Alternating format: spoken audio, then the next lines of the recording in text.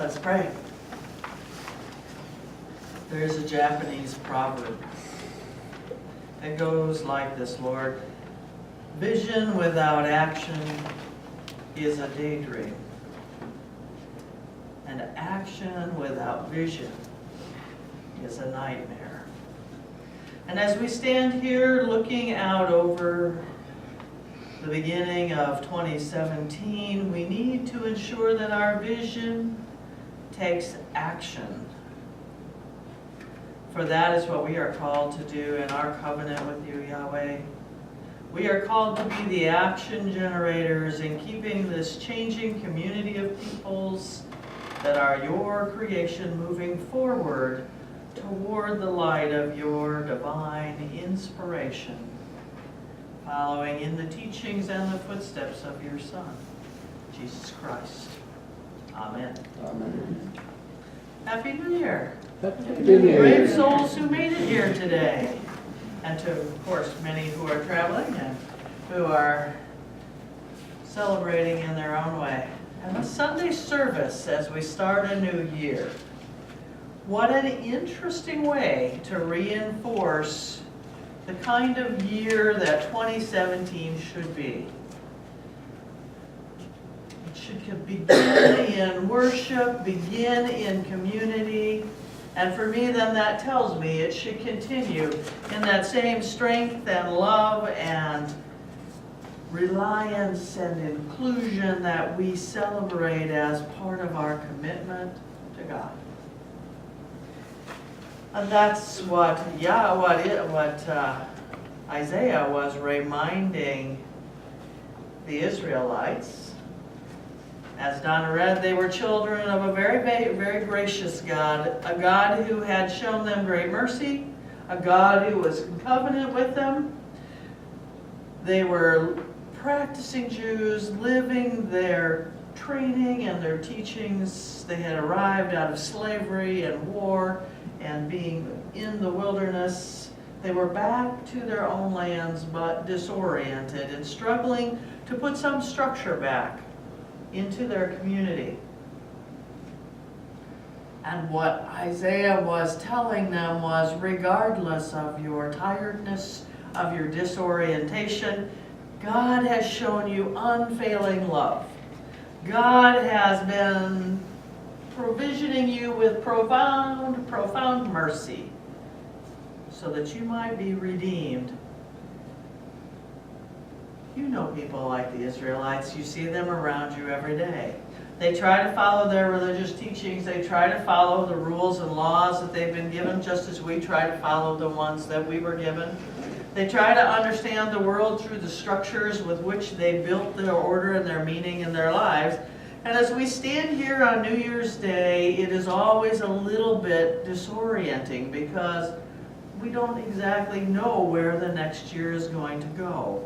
And I think this year, with the kinds of transitions we've seen, we've had a lot of really wide swings in the way we as America are going to do things, and true for the whole world. We stand in a particularly profound spot, cloaked in that same disorientation and unknowing and non-predictability. So we look to our faith with earnestness to find mercy, to find love, to find the justice that we've been taught about. And we struggle with so many displaced people at this time to make sense of where we're going to go. We struggle with the different leaders that are in place, many with very little track record, to help us know or predict what might happen. It's hard to find comfort as all these alliances and structures continue to change. And we struggle in a world with changing perceptions on so many things. We struggle to determine how we're going to handle sexuality and still provide inclusivity. We struggle in a world where the work and the jobs of our parents are no longer the standard, and we try to figure out exactly what it is we're going to do to fit in and survive. A world that has less distribution of wealth now than at any time in many, many, many In a world where we are bombarded by news and information in such quantity that it's almost hard to sort out what's real and what's not, what's important and what's not. And with all of these things going on, how can we possibly sing like the angels that heralded Jesus' arrival? Oh, come on. Can't you hear them? Or can't you see as the shepherds saw with curiosity and awe as they came in from the fields? Well, we can only do that if we remember, as Isaiah shared, that Yahweh has unfailing love, the motherly compassion, the many kindnesses. For this God brought us through slavery, unjust, unhurt, and undemeaned. For this God brought us through exile and years of hunger and tiredness. From wandering in the desert, this God has kept his part of the covenant, and she has brought us all back together to ensure that we in a community can work together.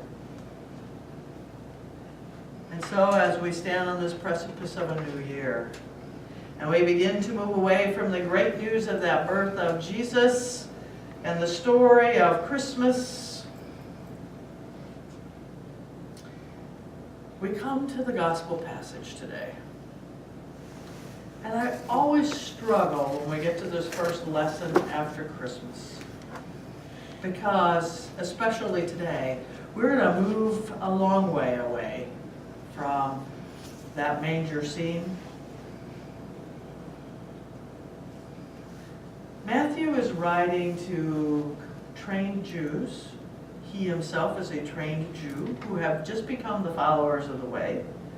And for the Gospels, it's very important to know who they're writing for, who they're teaching, to understand. They live in a time with great political struggles.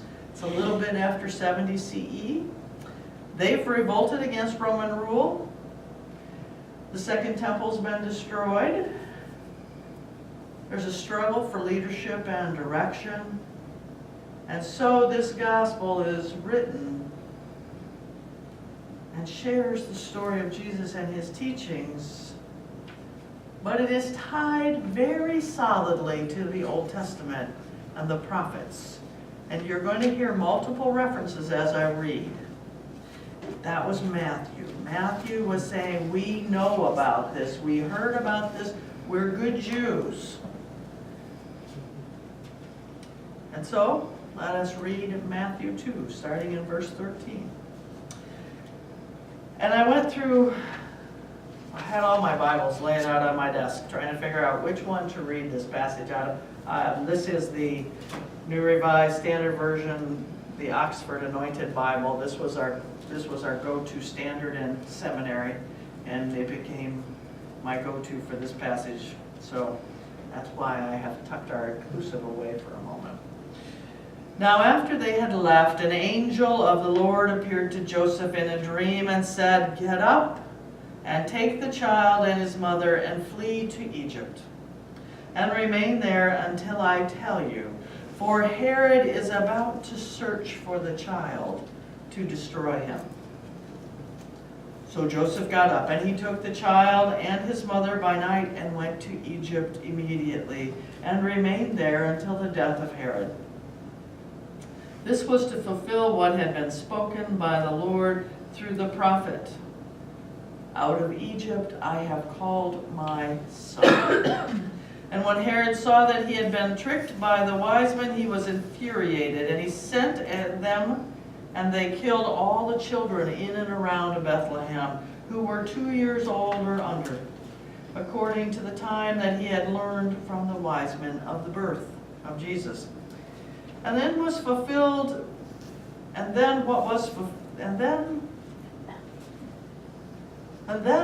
fulfilled, as it had been spoken through the prophet Jeremiah.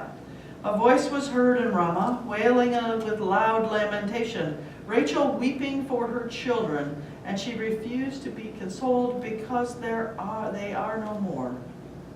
And when Herod died, an angel of the Lord suddenly appeared in a dream to Joseph, who who was still in Egypt, and said, "Get up, take the children and his mother, and go to the land of Israel, for those who were seeking the child's life are dead." Then Joseph got up, took the child and his mother, and went to the land of Israel.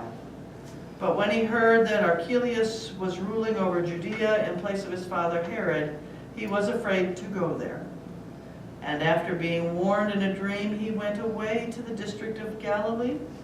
There he made his home in a town called Nazareth, so that what had been spoken through the prophets might be fulfilled.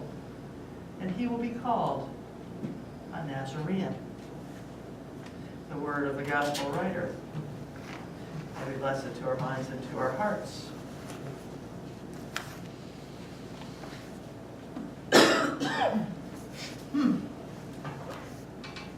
And so, with a vision, Joseph is called into action. To take his family to safety and flee the wrath of Herod.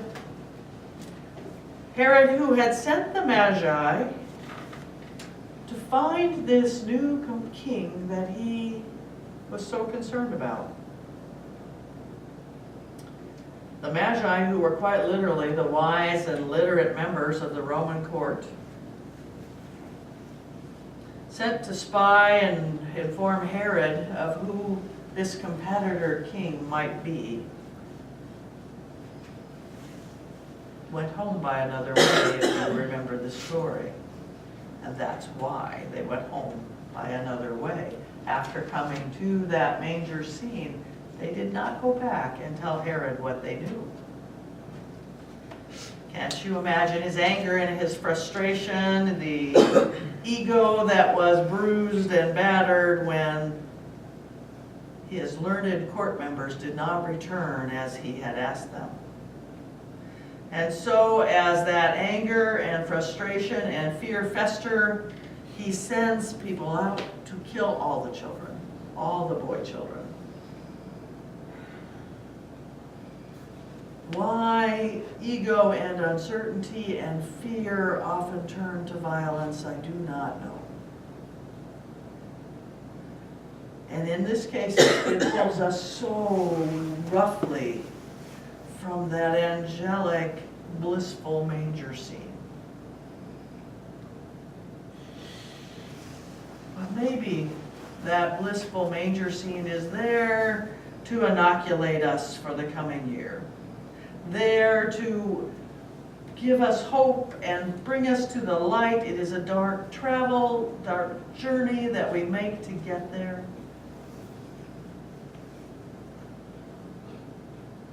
And it ensures that we are reminded that no matter what happens, there was Christmas Eve. And there was, this year, Christmas Day, to help reinforce in community that love and that hope, that inclusivity. And while I struggled to even read that passage this morning because I really like that warm, comfortable blissfulness of Christmas Eve, I remember faithfully that we move into a new year. And that if we remember to look for the light of that star, if we remember that that new king was born in a manger, cared for by his parents, watched over by God's creatures, protected by the court's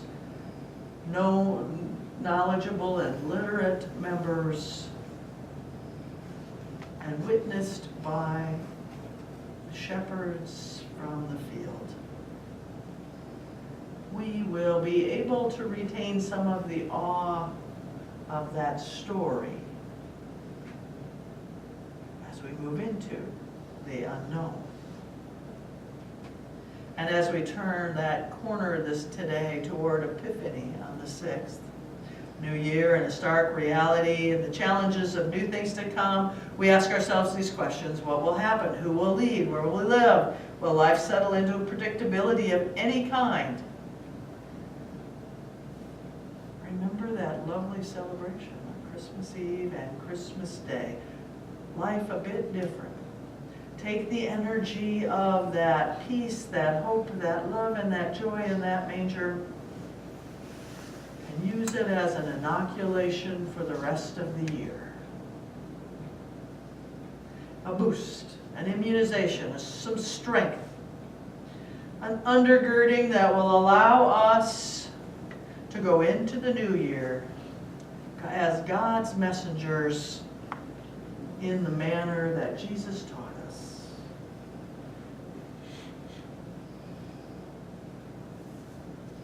We got a triple dose of inoculation this year. I'm not sure what that means, but we've had to be together 3 times in community on significant dates. So I would encourage you, go ahead, take down Christmas and store it away. Begin to plot your vision for 2017, your action plan, and identify what you're going to do to share hope and peace, joy and love, and the inclusion that Jesus always brought. Teachings that were so powerful that even before they were taught, they caused a great leader to doubt his ability to manage the situation and lash out in violence. Teachings so powerfully with such lasting impression that they bring even the most diverse people together. Teachings so powerful they can overcome slavery and oppression and all manner of life's disruptions. If only we follow them and put them into action.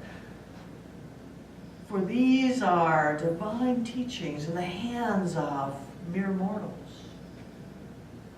But they are teachings that can direct a family or a community or a nation or the world. And so I call on you in 2017 to continue modeling this inclusivity, this caring, this love, this witness, this voicing of justice. Because that's what Joseph did. He received 2 visions. And he took action and provided us the greatest teacher the world has ever known. So follow this teacher. Follow those teachings. Follow the love and inclusivity and justice that Jesus taught us. Keep an eye out for Herod. There's always a Herod. But we are preparing on a Sunday to march into 2017. We are coming and we are bringing love, hope, peace, justice, and inclusivity, whether you want it or not. Ready, get set, and go. Amen. Amen.